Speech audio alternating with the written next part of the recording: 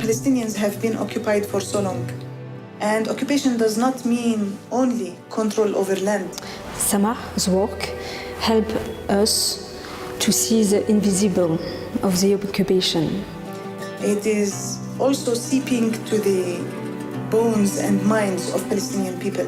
Beyond the front lines is totally rooted in my last movie, Mujahidat, who talks about women commitments in Algeria war for liberation. I think help us not only think about the material damages, but also how the mind is also targeted and why we need also liberation of the mind. So I work with categorized disorders, people who are very sick. This film is not only about the experience of Palestinians.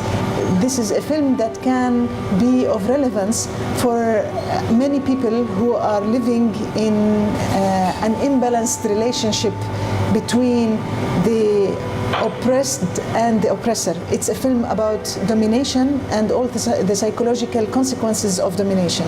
The need of Israelis to breathe more. This means that I will choke more. The political circumstances in Palestine are very pathogenic, and they influence, they impact the well-being of the Palestinians, and they contribute to triggering mental health disorders among Palestinians. أنا عايشة وبدي أناضل، حتى وأنا في السجن بدي أناضل، وهذا بيمنحني قوة، بيمنحني إرادة، بيمنحني استعدادية للتحدي، للصمود، للبقاء. Palestinians don't really feature in the literature about trauma and social trauma. They feature much more strongly in the literature about terrorism and the causes of terrorism. So here we see very sort of subtly, even in academic spheres, the way in which we link up with narratives which dehumanize the Palestinians, obliterate their history and deny their humanity.